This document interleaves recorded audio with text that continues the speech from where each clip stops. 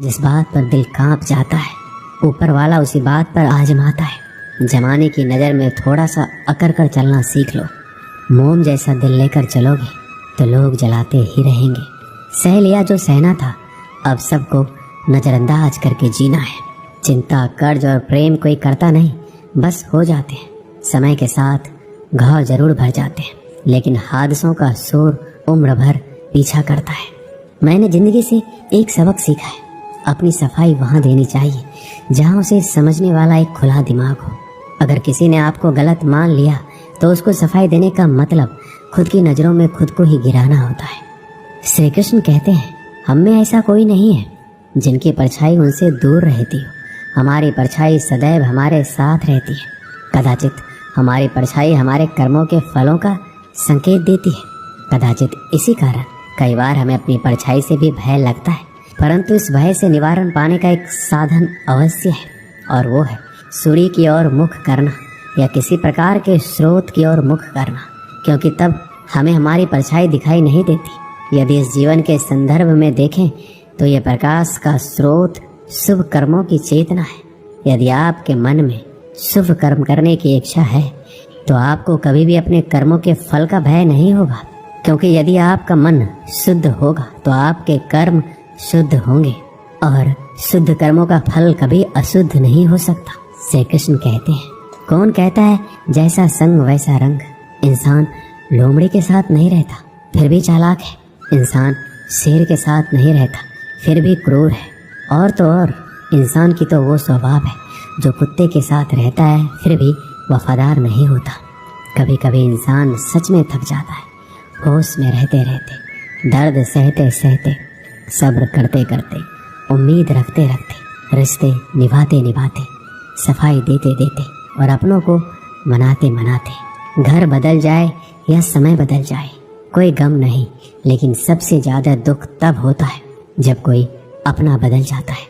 सच्चे रिश्तों की खूबसूरती एक दूसरों की गलतियां बर्दाश्त करने में है, क्योंकि बिना कमी का इंसान तलाश करने निकलोगे तो अकेले रह जाओगे। सारा दर्द मुझे ही सौंप दिया, वो ऊपर वाले को मुझ पर इतना भरोसा था। मौत एक बार मारती है और जिंदगी बार बार मारती है।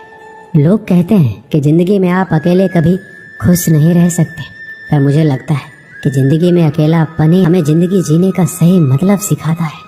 जिंदगी से कभी निराश मत होना।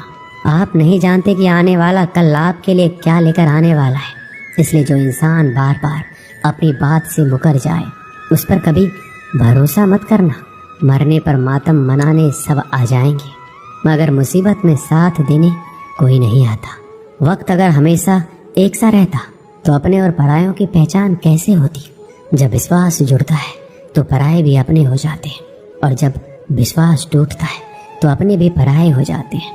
श्री कृष्ण कहते हैं, एक पात्र में जल और एक पात्र में मिष्ठान से भरा हुआ है। दोनों ही पात्र भरे हुए हैं, परंतु देखिए, मिश्री को जल में मिला दे और जल ने मिश्री को अपना लिया तो मिश्री ने अपना अस्तित्व खो दिया।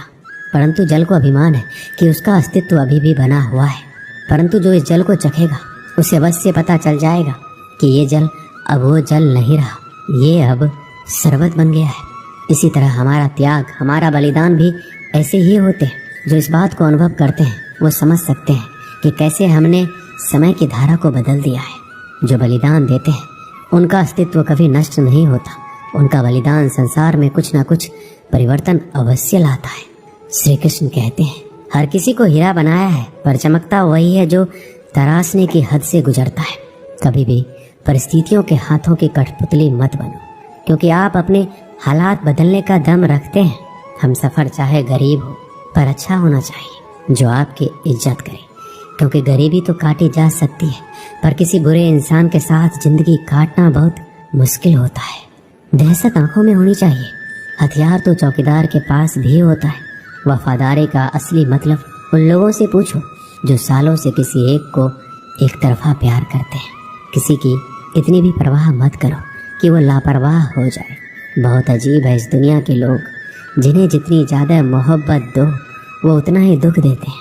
आप जितना अच्छा होंगे आपका पाला उतने ही घटिया लोगों से पड़ेगा। अगर ज़िंदगी में सुकून ढूंढ रहे हो ना तो मतलबी लोगों से दूर हो जाओ। सुकून अपने आप मिल जाएगा।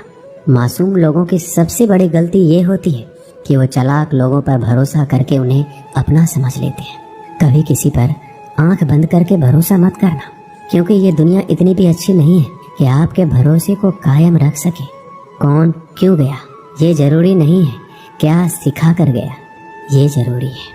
किसी के छोड़ जाने से पहले तक हम उसे ये क्यों नहीं कह पाते कि वो कितना जरूरी है हमारे लिए। सुई जब चलती है तो बेहतरीन पोशाक बनाती है। हर चुभने वाली चीज का मकसद बुरा नहीं होता।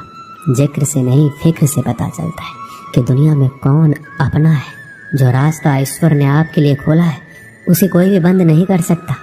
आप जिससे भी ये कह दोगे कि वो आपके लिए सबसे ज़्यादा ज़रूरी है, वही इंसान आपसे अपना हाथ छुड़ाने लगता है। मैंने कभी किसी को अपने दिल से दूर नहीं किया, बस जिसका दिल भरता गया वो खुद ही मुझसे दूर होता गया।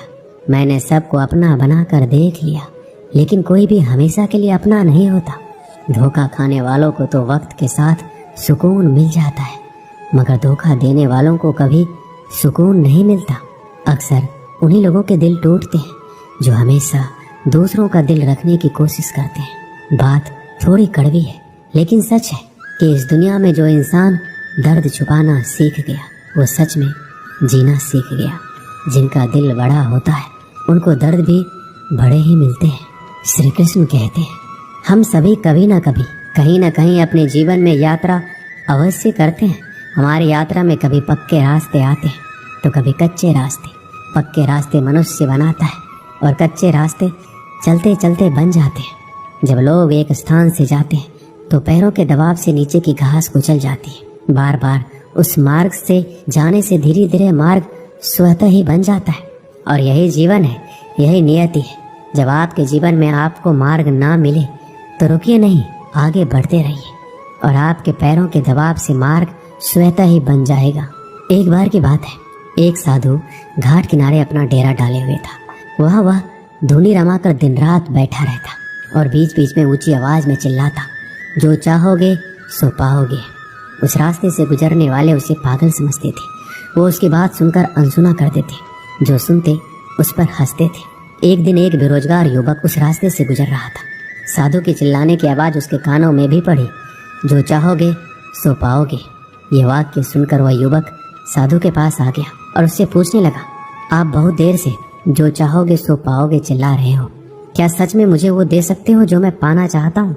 साधु बोला, हाँ बेटा, लेकिन मुझे पहले ये बताओ कि तुम पाना क्या चाहते हो? बाबा, मैं चाहता हूँ कि एक दिन मैं हीरों का एक बड़ा व्यापारी बनूं। क्या आप मेरी इच्छा पूरी कर सकते हैं? युवक बोला, बिल्कुल बेटा, मैं तुम्हें एक हीरा और एक मोती देता हूँ, उससे तुम जितने चाहे हीरे मोती बना लेना। साधु की बात सुनकर युवक की आंखों में आशा की ज्योति चमक उठी। फिर साधु ने उसे अपनी दोनों हथेलियां आगे बढ़ाने को कहा। युवक ने अपनी हथेलियां साधु के सामने कर दी। साधु ने पहले उसकी एक हथेली पर अपना हाथ रखा और बोला, बेटा, ये इस दुनिया का सबसे अनमोल हीरा है। इसे समय कहते हैं। इसे जोर से अपनी मुट्ठी में जकड़ लो। इसके द्वारा तुम जितना चाहे उतने हीरे बना सकते हो। इसे कभी अपने हाथ से निकलने मत देना। फिर साधु ने अपना दूसरा हाथ युवक की दूसरी हथेली पर रखा और कहा, बेटा, ये दुनिया का सबसे कीमती मोती है। इसे धैर्य कहते हैं। जब किसी कार्य में समय लगाने के बाद भी वांछित परिणाम प्राप्त ना हो तो इस धैर्य नामक मोती